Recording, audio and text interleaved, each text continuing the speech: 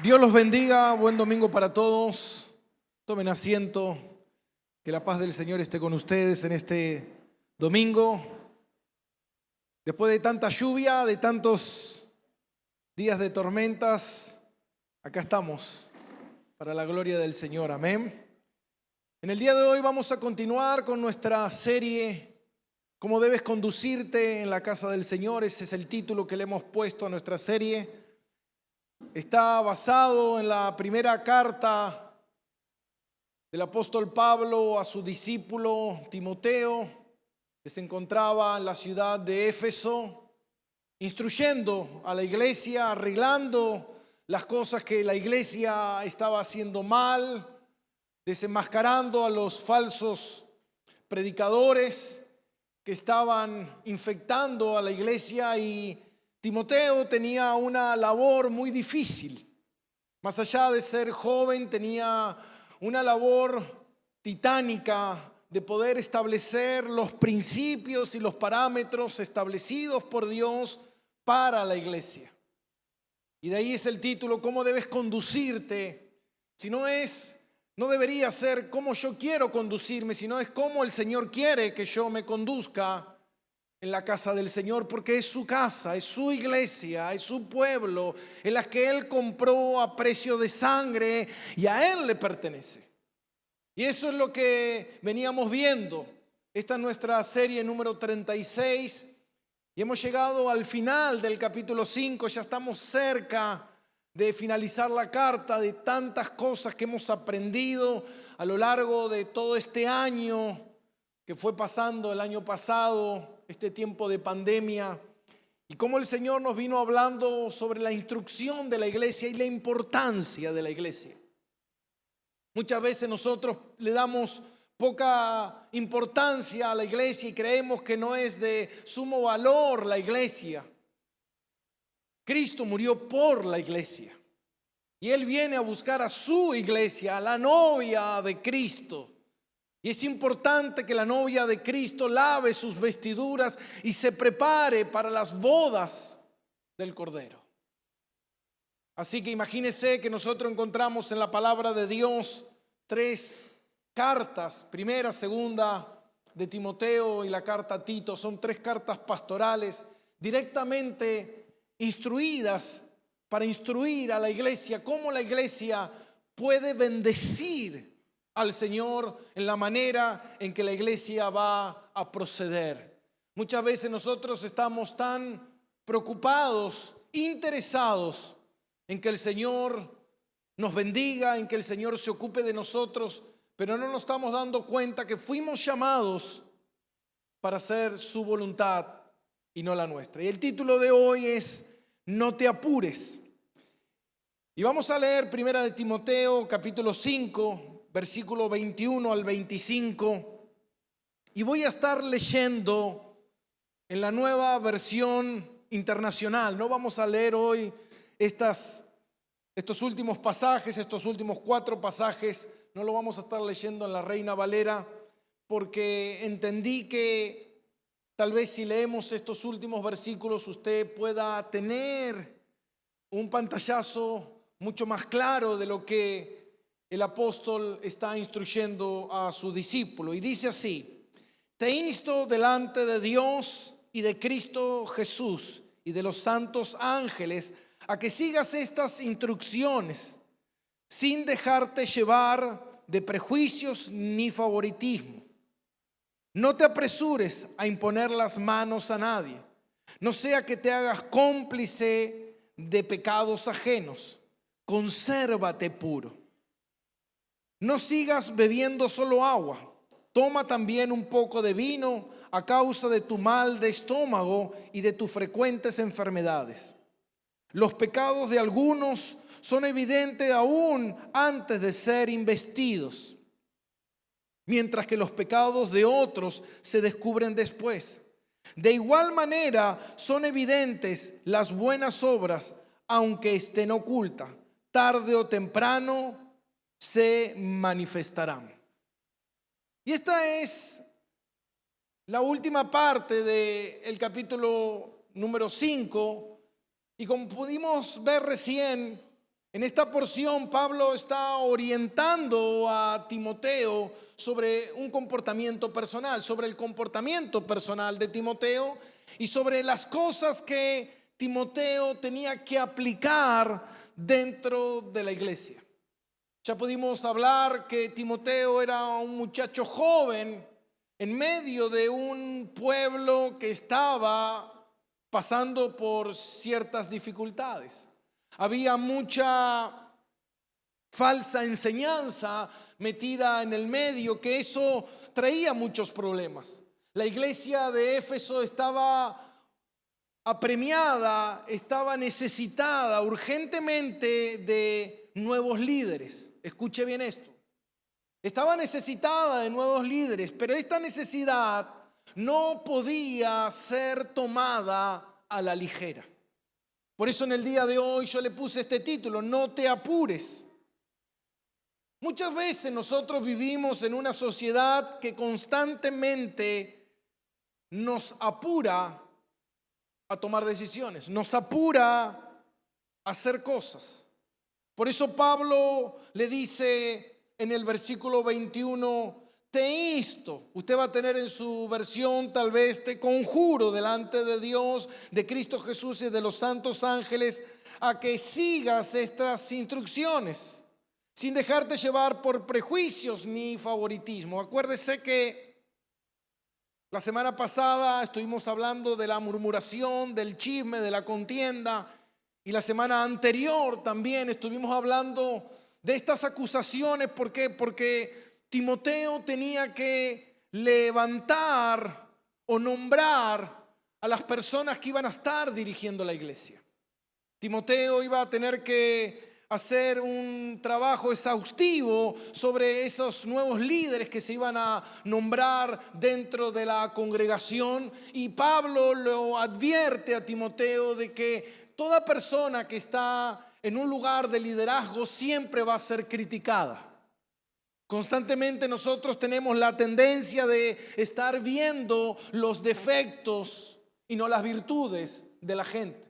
Entonces Pablo le dice, no recibas acusación o no te hagas una idea, un prejuicio de alguien, a no ser que esto sea comprobable y a no ser que esto venga respaldado por el método que vimos en Mateo, sobre si ves a tu hermano en pecado, ve y habla con él a solas. Y después de ahí uno debe seguir el procedimiento de lo que nos dice la palabra de Dios. Pero nosotros tenemos la tendencia, y este es el gran problema, de que muchas veces nosotros tenemos un comportamiento constantemente antibíblico. Muchas veces nosotros nos movemos a nuestro criterio, a nuestro parecer, a nuestro entender, y le damos más lugar a nuestras emociones. Le damos más lugar a lo que yo siento, a lo que yo creo que está bien, y no le estoy dando lugar y no me estoy dejando gobernar por la palabra de Dios. No me estoy dejando llenar por el Espíritu Santo. Y eso muchas veces nos va a traer problemas. En alguna otra versión dice, no haciendo nada conforme a inclinaciones personales. ¿Y por qué Pablo le dice esto? Le dice, porque todo lo que tú vas a hacer dentro de la iglesia, y escuche bien esto, no lo hagas con inclinaciones personales. Porque nosotros, como agentes caídos, muchas veces tenemos la necesidad o hacemos las cosas por necesidades personales. Hacemos las cosas porque creemos que es así, que está bien. Entonces le dice, no hagas esto por favoritismo. Y yo pensaba justamente estos días sobre este mensaje del favoritismo dentro de la iglesia.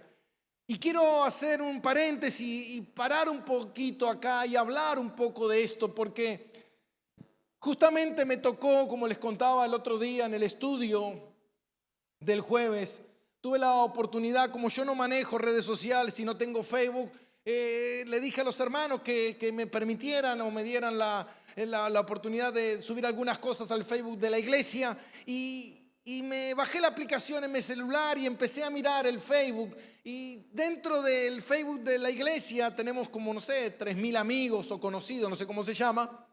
Y empecé a mirar, y muchos son pastores e iglesias y ministerios y de diferentes lugares de aquí, de La Plata, de la provincia de Buenos Aires, y me llevé un gran asombro. Hacía rato que no veía, creo que no veía un Facebook, hacía por lo menos como 2 o 3 años aproximadamente. Y me llevé una gran sorpresa al ver lo que vi. ¿Y qué es lo que vi? Y lo que vi, uno puede decir, bueno, pastor, es su punto de vista. Pero a la luz de la palabra, lo que vi es que la gran mayoría, podríamos decir un 70%, un 60%, 70, 80% de las iglesias, mayormente se manejan antibíblicamente. Mayormente las cosas que hacen son antibíblicas. No tienen congruencia la palabra de Dios con los comportamientos muchas veces del cristiano, con la manera en que nosotros hacemos las iglesias, con la manera en que nosotros estamos de cierta forma llevando adelante a lo que es el pueblo de Dios. Y Pablo le dice a Timoteo, le dice, no hagas favoritismo. ¿Por qué? Porque hoy en día dentro de las iglesias está lleno de eso. Lleno de iglesias donde los líderes son puestos, y ahí está el punto. Son puestos, ¿por qué motivo? ¿Por qué motivo muchas veces los líderes, pastores, diáconos dentro de la iglesia son puestos en su cargo? Y muchas veces son puestos por el favoritismo familiar. Yo esto lo he hablado muchas veces a grupos de pastores, al consejo de pastores, que la iglesia no es un bien familiar, que la iglesia no es una herencia que uno puede recibir porque papá es el pastor y el hijo le queda a la iglesia de papá. Eso no es así, eso no es lo que nos enseña la palabra de Dios. Pero muchos se aferran a lo que dice el Antiguo Testamento, lo que eran los reyes, y que quedaban los hijos y eran los sucesores. Pero eso no es así en la iglesia de Jesucristo. Porque Dios da especificaciones claras y concisas de cómo debe ser el nombramiento dentro de la iglesia. Y hoy vemos nosotros muchas veces el favoritismo. Vemos cómo los padres nombran a sus hijos para los puestos dentro de la iglesia. Vemos cómo muchas personas son puestas dentro de la iglesia en liderazgo porque Dios le dijo, porque a mí Dios me mostró, porque hubo la confirmación de algún supuesto profeta que es evidente que no es bíblico. La gran mayoría de los líderes dentro de la iglesia son familiares de los pastores. Y eso deja mucho que dudar. Uno pudiera decir, pero pastor, un familiar puede ser que tenga algún atributo para el ministerio. Claro que sí. Pero es de extrañarse muchas veces. Yo veía las iglesias estos días y de muchos pastores que conozco, el pastor ya ahora no es más pastor, es apóstol, el hijo es profeta, la hija la profetiza, la nuera es la sacerdotisa, el otro y todo el parentesco. Porque de esa manera nos aseguramos tener una iglesia duradera. Pero eso no es la iglesia de Jesucristo. Porque los parámetros que dejó el Señor están aquí. Y eso es lo que nosotros vamos a ver. Por eso cuando Timoteo fue como encargado apostólico a la iglesia de Éfeso, mientras Pablo seguía su viaje misionero y estaba en Macedonia, en ese momento fue encargado ¿para qué? Para levantar hombres, la misma tarea que le había tocado a Tito. Levantar autoridades dentro de la iglesia. Y Pablo nos muestra cómo debe ser el proceso. Cómo estos hombres deben estar preparados, capacitados, llamados por Dios. Para que esa iglesia sea una iglesia que honre. Ahí está el tema. Muchos pudiéramos decir, bueno, pero es una iglesia al fin. Ahora la pregunta que yo me hago es, y que yo me hice toda esta semana, ¿es una iglesia de Jesucristo? ¿O es una iglesia? Porque iglesia le podemos llamar a cualquier cosa. La iglesia de los testigos de Jehová es una iglesia para ellos. La iglesia de los mormones es una iglesia. Y así sucesivamente. Entonces nosotros nos tendríamos que preguntar, ¿es una iglesia? Y lo mismo que uno debería preguntarse, ¿soy un cristiano o no? ¿Cumplo con los parámetros? ¿Hay una santificación progresiva en mi vida? ¿Hay un interés en mi vida como yo compartía el otro día en el estado? Hermanos, si hoy se predicara fielmente la palabra de Dios y se predicara la sana doctrina, que es lo que nos manda el Señor, que no nos desviemos, que seamos precisos con la predicación, seguramente muchas personas dejarían de profesar su fe en Cristo. Mucha gente es cristiana por conveniencia. Mucha gente es cristiana, vení porque Dios va a restaurar tu matrimonio. Vení porque Dios te va a prosperar. Vení porque Dios te va a dar. Hermano, Dios no te da, Dios te quita. Cuando tú vienes a Cristo, Dios te quita la vida, dice la palabra. Aquel que no está dispuesto a morir por mi causa, aquel que quiere ser mi discípulo tendrá que negarse. ¿Negarse a qué? A tus sueños, a tu yo, a tu egocentrismo, a tu personalidad, a tu vida, a tus logros, a todo lo que tú quieras hacer para seguir en pos de mí. Porque el propósito es Cristo. Yo me acuerdo cuando hace muchos años atrás me crucé con ese pasaje de Isaías 43:7. Yo recuerdo que fue revelador, fue un antes y un después para mi vida, cuando entendí que yo había sido llamado para la gloria de Él. En ese momento me acuerdo que yo fui y empecé a meditar en esa palabra y me fui a dormir y esa palabra resonaba: fuiste llamado para mi gloria, para mi gloria, para mi gloria. Y me acuerdo que a la mañana siguiente o al otro día empecé a llorar delante de Dios y le dije: Señor, yo no estoy viviendo para tu gloria. Dije: quiero ser sincero delante tuyo, Dios. Yo estoy viviendo para mi gloria. Y yo estoy interesado en ti, Dios, para que tú bendigas mi gloria, para que tú me sirvas a mí, pero en realidad yo no te estoy sirviendo. Y a partir de ese momento entendí que yo tenía que estar comprometido con Él y con su palabra, sin importar lo que eso conllevaría. Y a partir de eso empezaron los problemas en mi vida. Empezaron los problemas porque dejé de ser agradable al oído de la gente. Dejé de decirle a la gente lo que a la gente le gustaba y empecé a predicar lo que la palabra de Dios decía. Y la gente me decía: ¿sabes qué? Sos aburrido ahora. Ahora no me gusta lo que me estás diciendo.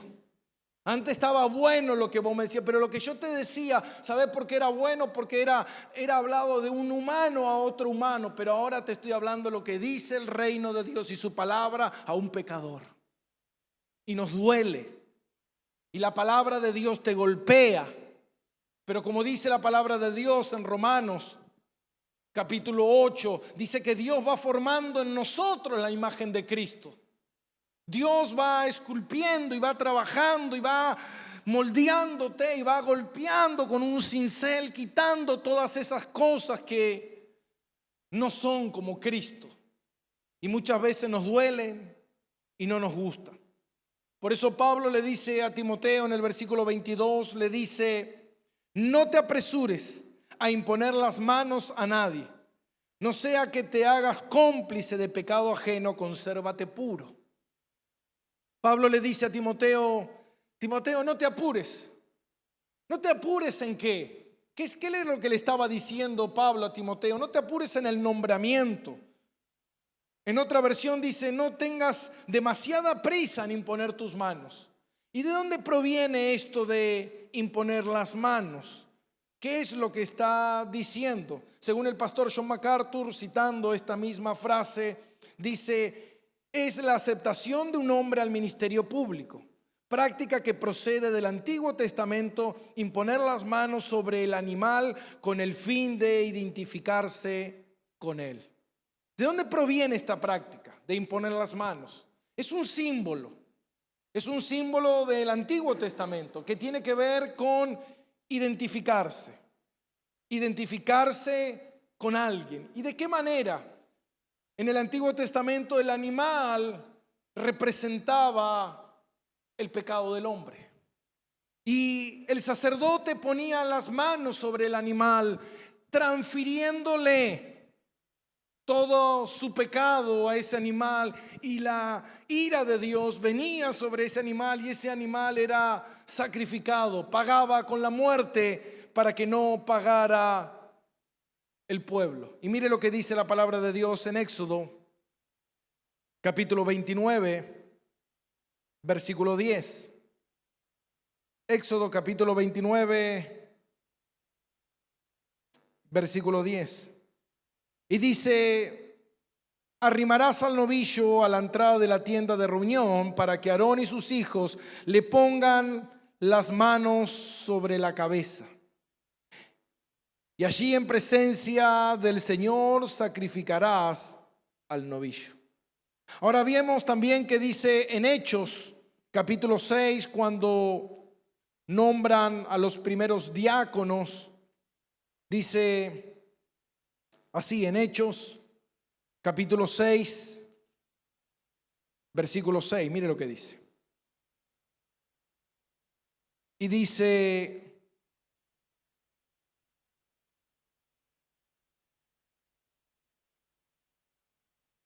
los presentaron a los apóstoles, quienes oraron y le impusieron las manos. Muchas veces nosotros creemos que la imposición de mano tiene que ver con la transferencia de bendiciones, pero en realidad en el Antiguo Testamento y en la misma transferencia tenía que ver con que esa situación era identificarse con esa persona. Entonces Pablo, cuando le dice: no te apures a poner las manos sobre alguien, lo que le estaba diciendo Pablo a Timoteo es que cuando tú le pones la mano a alguien, tú estás autorizando, tú estás respaldando, tú estás avalando a alguien para el ministerio, y no lo hagas con prisa. ¿Y por qué le dice que no lo hagas con prisa? Y dice así, dice: no te apresures a imponerle las manos a nadie, no sea que te hagas cómplice del pecado ajeno. ¿Y por qué ser cómplice del pecado ajeno? Esta precipitada ordenación te hace responsable, Timoteo. Esta precipitada ordenación te hace responsable del comportamiento de esa persona.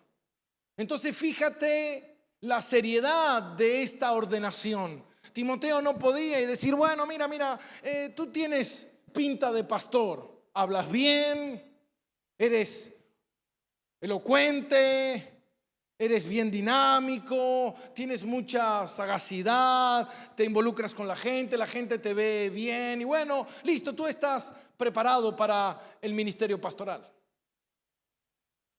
Y así es lo que hace la iglesia de hoy en día. No, a mí me dijo alguien que tú fuiste llamado al ministerio pastoral, tú serás pastor.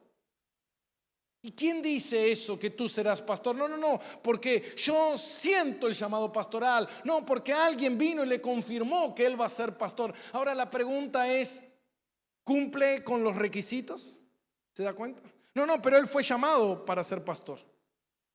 Pero la Biblia no habla de eso. Tú tienes un llamado, pero ese llamado tiene que ir respaldado por lo que dice la palabra de Dios, no por lo que nosotros decimos. Amén. Por eso dice: no pongas con ligereza las manos a ninguno, de Reina Valera, ni participes en pecado ajeno, consérvate puro. Ahora, lo que Pablo le está diciendo es: consérvate puro ¿de qué? Consérvate libre de cualquier mancha, escuche bien esto, libre de cualquier mancha que te haga ser partícipe del pecado de otro. ¿Por qué? Porque la gente va a decir: no, Timoteo lo nombró. La iglesia lo nombró. ¿Se da cuenta? Entonces lo que Pablo está viendo es el bienestar de su discípulo. Y no solamente el bienestar de Timoteo, sino también el bienestar de la iglesia. Pablo lo que está procurando es que la iglesia tenga una imagen santa, una imagen que está representando a Cristo. No es cualquier cosa, mi hermano. ¿Y qué es al punto en el que quiero llegar? En que muchas veces nosotros nos tomamos con ligereza las cosas de Dios. Nos tomamos con ligereza cuando escuchamos a un predicador. Bueno, pero porque predica bien, abrió la Biblia y leyó un versículo bíblico. Eso no es un predicador. ¿Se da cuenta? ¿Se da cuenta que hay estándares que Dios exige? No solamente a los que son llamados, sino también a los que están escuchando a aquel que fue llamado. Dice en Hechos 17 que los de Berea eran más nobles que los de Tesalónica. ¿Por qué? Porque escudriñaban todo lo que Pablo decía, a ver si realmente era así como Pablo lo decía. No era simplemente porque alguien venga y diga, bueno, yo soy apóstol. Pablo tuvo que dar evidencia de que él era apóstol. Tuvo que dar evidencia. Yo mientras estos días miraba en las redes sociales, veía a gente autoproclamarse apóstoles, hermano, bailando. No sabe cómo bailaban, cumbias. Hermano, ¿usted cree que el apóstol Pablo era así? ¿Usted cree que no practicaban y vivían de esa manera? ¿No era algo sobrio? ¿No era algo decoroso? Era una vergüenza.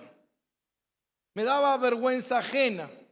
Pero después queremos que nos salga una serie como esa que salió, donde la iglesia estaba mal vista. La pregunta es, ¿por qué está mal vista? Porque muchas veces la iglesia se involucra en esas cosas. Se involucra en el poder económico, en el poder político. Se involucra en acciones y en actitudes que son antibíblicas. Y la iglesia es un lugar santo. La iglesia es un lugar de testimonio.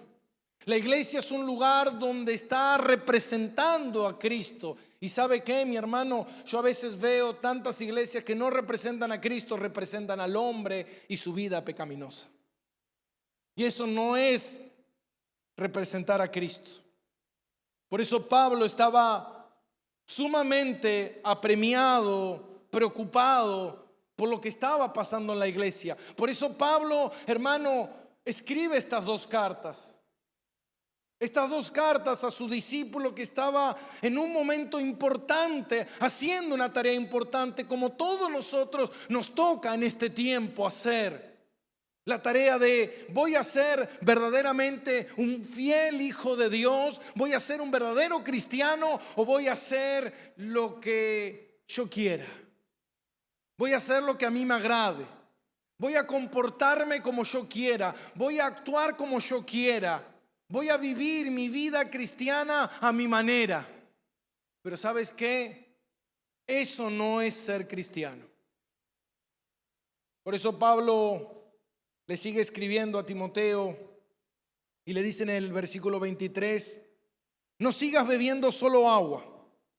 Toma también un poco de vino a causa de tu mal de estómago y de tus frecuentes enfermedades. Ahora uno pudiera decir, pero espera. Pablo está hablando sobre no te apresures en la elección de los que van a estar a cargo de la iglesia. No te apresures en la tarea de tomar algo como bueno cuando no lo es. Y de repente Pablo salta con una cuestión de salud. Ahora, para los que estudian la palabra de Dios, que es algo que carece mucho dentro de las iglesias, esto es algo muy frecuente en la vida de Pablo. Pablo solía, quizás como muchos que solemos hablar demasiado y que te metemos 3 o 4 temas juntos al mismo tiempo. Te estamos hablando de una cosa y de repente, viste que te gotea el tanque. Y eso es lo que tenía Pablo. Pablo tocaba muchos puntos al mismo tiempo. Y Pablo estaba preocupado por la salud y por el bienestar de Timoteo porque era importante para la iglesia, hermano. Es importante la tarea, el bienestar de ese líder, porque ese líder está eligiendo, ese líder está comandando a la iglesia de Jesucristo. Ese líder tiene que estar teniendo una vida reservada para Cristo. No, una vida, no, bueno. Yo recuerdo en una oportunidad, hace muchos años, estaban haciendo un evento donde yo estaba sirviendo. Estamos hablando hace más de 15 años atrás. Y justo ese día vino un pastor invitado. Y ese pastor invitado que iba a llevar la palabra de Dios era un hombre que se ponía muy nervioso. Y él se ponía mal por los nervios. Entonces la única manera que él calmaba los nervios era con un poco de vino. Entonces yo recuerdo que estábamos detrás del telón y en ese momento él saca de un maletín una botella de vino y tuc, tuc, tuc, tuc, tuc, tuc, tuc, tuc, tuc, tuc, tuc, tuc, tuc, tuc. Y yo quedé, y después de 5 minutos él subió y predicó un mensaje extraordinario. Pero eso es lo que pasa. ¿Se da cuenta? Ahora, y la gente no lo nota.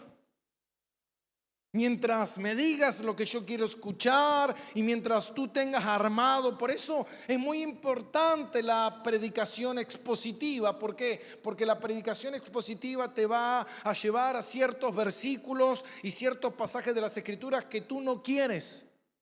Por eso es importante que las iglesias empecemos a predicar expositivamente, libro por libro, carta por carta. ¿Por qué?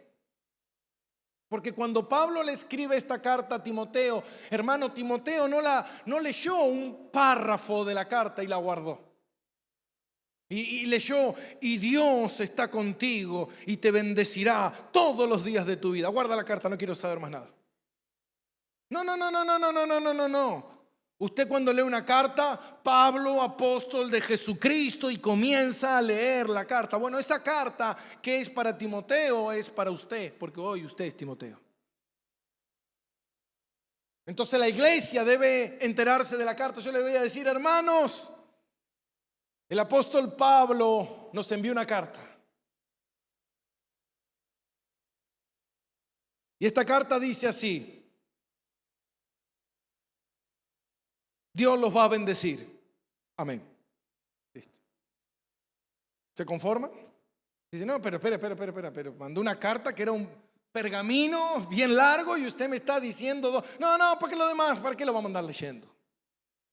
No, antiguamente en las iglesias, hermano, si usted lee los primeros registros de las iglesias y los padres de la iglesia y cómo se procedía, hermano, se llegaba con un pergamino, con un papiro, y se abría ese papiro y se leía completo, de principio a fin, y se narraba y se estudiaba dentro de la iglesia cuáles eran las instrucciones y qué era lo que Dios nos estaba enviando por medio de estos hombres que Él había designado para llevar adelante su iglesia. Entonces Pablo, viendo el bienestar de su discípulo, para que él sea el bienestar de la iglesia, le dice, te aconsejo que no sigas bebiendo solo agua. Bebe un poco de vino. Ahora, los eruditos, y uno de esos es el puritano Ray, él dice que este consejo de Pablo era más de uso medicinal que de uso recreativo. ¿Y por qué este consejo de Pablo? ¿Por qué? Porque Timoteo era un joven que estaba tan preocupado por el testimonio que él estaba dando, que él prefería no tomar nada de vino para no dar un mal testimonio. Ahora mira esto. Ray dice, este consejo de beber vino era más para uso medicinal, ya que en Oriente el agua no era buena y tenía muchas bacterias que producían muchas enfermedades. Hermano, tomar agua en esa época era suicida. ¿Se da cuenta? Después de ahí vino muchas enfermedades como el cólera a causa del agua. Las aguas se contaminaban con las heces, eran pozos que estaban abiertos, no era nada sano. Y Timoteo sufría constantemente de dolores y de enfermedades estomacal a causa de que él no quería ni siquiera tomar un poco de vino para no dar un mal testimonio, y él prefería enfermarse a no dar un mal testimonio. Entonces, su autoridad, el apóstol Pablo, le dice: no, no sigas bebiendo solo agua. Toma también un poco de vino a causa de lo que te está pasando. ¿Por qué? Porque el vino actuaba como un desinfectante que protegía la salud de Timoteo de los efectos dañinos del agua impura que había en ese momento. Hay registros sobre los estragos de lo que el agua hacía. Josefo fue un gran historiador del siglo I que escribió en ese tiempo y narró muchos de los grandes problemas que había a causa del agua.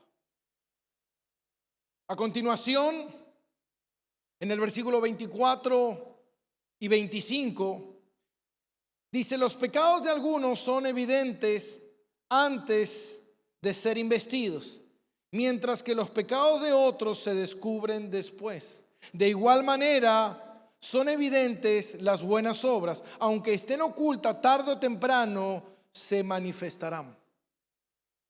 Pablo enseguida anexa con la continuidad de lo que él venía hablando. Hizo un paréntesis, le habló de: también Timoteo, escucha. No bebas solamente agua porque estás enfermo del estómago. Tienes que tomar un poco de vino. ¿Para qué? Para que puedas limpiarte y sentirte mejor. Y Pablo continúa en el versículo 24, vuelve a la carga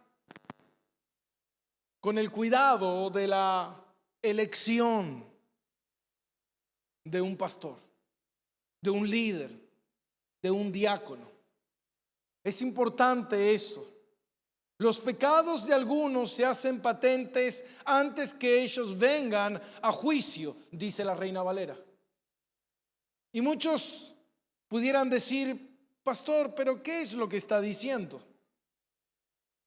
¿Por qué dice esto? Porque dice: los pecados de algunos hombres se hacen patente antes de que ellos vengan a juicio. Esto no tiene que ver con el juicio final. Muchas veces nosotros escuchamos a la gente decir: no juzgues, no juzgue. No hay que juzgar, no es bíblico eso. Hay que aprender a estudiar un poco más la palabra de Dios. Y lo que Pablo le está diciendo es que algunos hombres, antes de que vengan al juicio de qué? Al juicio de Timoteo, al juicio de los ancianos de la iglesia, al juicio de la iglesia, lo que está diciendo Pablo. Va a ser evidente antes de que ellos vengan al juicio de qué? De si son aprobados para ser líderes, obreros, pastores, ancianos dentro de la iglesia. Se van a hacer manifiestas que las obras pecaminosas de ellos. Entonces, por eso Pablo le dice lo que le dijo en el versículo 22: no te apresures a imponer las manos sobre nadie, sino sé paciente. Algunas personas es evidente su comportamiento antes de que sean considerados para la obra del ministerio, pero otros se van a revelar seguramente después. Y este es el problema, de que muchas veces uno no puede discernir, uno no puede ver en ese momento, uno no puede entender en ese momento. Entonces de repente nombra a alguien y ¿sabe qué, mi hermano? Para mí este pasaje de las Escrituras fue de mucha ayuda el día de hoy. Porque ¿sabe qué, mi hermano? Yo antes era un apresurado. Alguien antes venía y me decía: pastor, yo quiero servir a Dios. Listo, ya está sirviendo a Dios. Así de simple era. ¿Quieres servir a Dios? Sirves a Dios. ¿Qué quieres ser? ¿Apóstol, profeta, arcángel? ¿Qué quieres ser? Lo que tú quieras, tú lo puedes ser. Hoy no, mi hermano. Hoy está muy difícil, ¿eh? Imagínese que nosotros dentro de la iglesia, un diácono está un año a prueba para ver si después puede pasar a ser diácono. Así que está difícil la cosa. Y Pablo le dice a Timoteo, no te apures, Timoteo. No te apures, ¿sabes por qué? Porque después vas a ver que ciertas conductas van a salir a la luz más tarde y tú ya los pusiste. Entonces no te apures, pásalos por el filtro de lo que dice la palabra de Dios, de lo que dice la carta, de los requisitos para el diácono, los requisitos para el obispo, que es la misma palabra que pastor. ¿Cuáles son esos requisitos? Que sea marido de una sola mujer, que sepa un hombre que sepa gobernar bien su casa, que no sea pendenciero, que sea una persona que tenga dominio propio. Entonces esas cualidades son las que la iglesia tiene que ver. Como yo les dije ya hace casi un mes atrás, en algún momento yo no voy a estar toda la vida acá. En algún momento también me va a tocar a mí irme de vacaciones al cielo. Ya espero que llegue pronto y que le toque la tarea a otro. Amén. Pero ¿sabe qué, mi hermano? La iglesia va a tener esa tarea. ¿La tarea de qué? De nombrar tal vez nuevos líderes, tal vez un nuevo pastor. Y la pregunta es, ¿cómo será ese pastor? Cuando usted tal vez, no sé, no esté más aquí, se mudó, se fue a vivir a otro lado y vaya a una iglesia, consulte, ¿cómo fue nombrado ese pastor? No, yo estoy acá porque de repente un día estaba durmiendo y se me presentó un ángel como se le presentó a María. Era el ángel Gabriel y me dijo, ¿sabes qué? Levántate, tú estás para el ministerio, tú serás un gran pastor, que miles se convertirán después de tu predicación. Sal corriendo de ese lugar. ¿Te das cuenta? Entonces es muy importante que ese hombre que fue llamado cumpla con los requisitos de lo que dice la palabra de Dios. Ese hombre haya pasado por el filtro de lo que dice la palabra de Dios y que la iglesia sea la que lo ha escogido,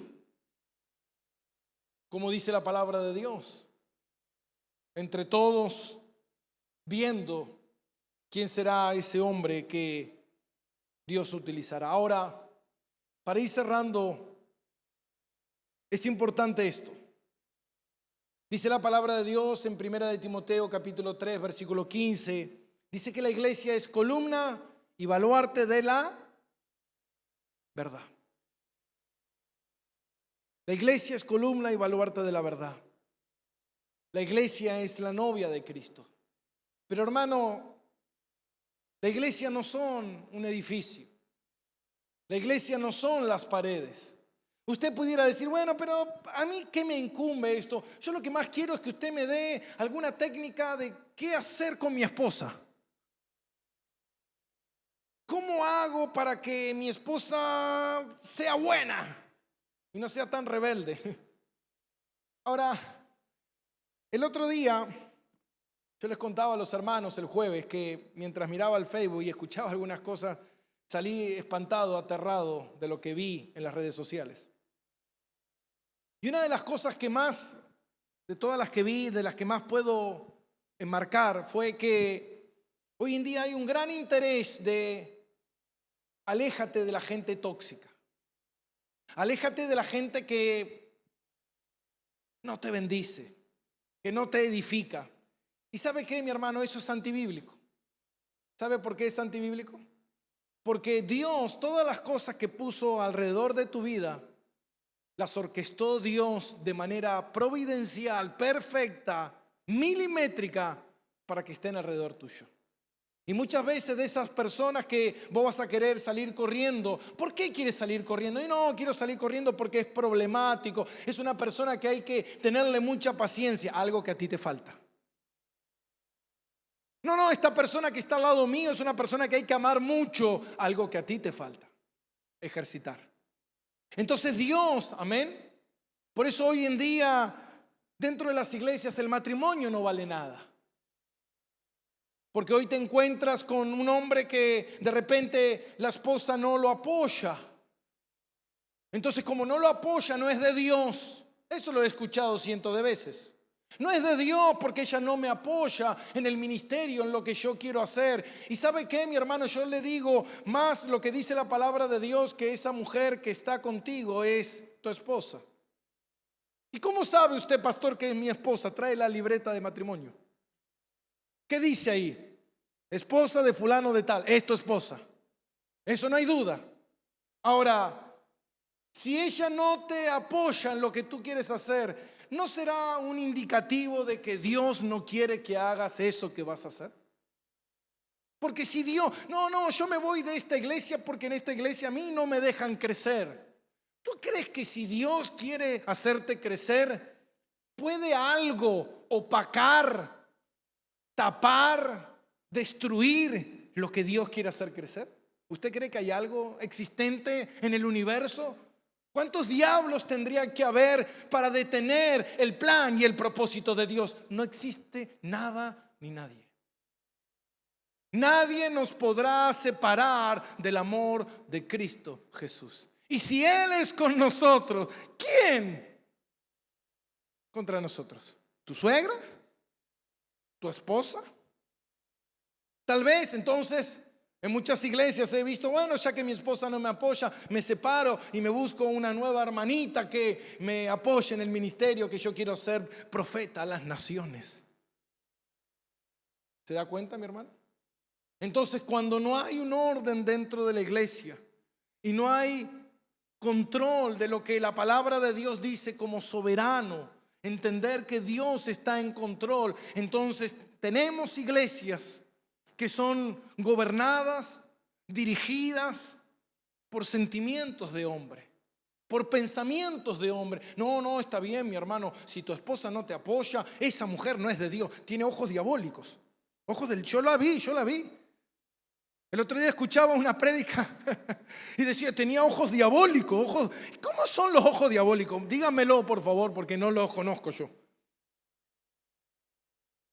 ¿Así será? Y tenía ojos diabólicos. Y me maldijo. Por Dios. Seamos una iglesia verdadera. Practiquemos una iglesia verdadera. Reservémonos para el Señor. Esperemos la venida del Señor. Seamos un pueblo que esté dispuesto, que esté listo para que Él venga y encuentre la iglesia que Él compró con su sangre. No un mamarracho. No iglesias guiadas por pensamientos, palabras de hombre, sino una iglesia, como dice la palabra, guiada por la profecía más segura, que es la palabra de Dios. Y seremos un pueblo bendecido. Y seremos un pueblo respaldado por Dios. Y seremos un pueblo que tendremos algo que muchos no tendrán: la paz que sobrepasa todo entendimiento. ¿Cuántos quieren esa paz? Yo quiero esa paz.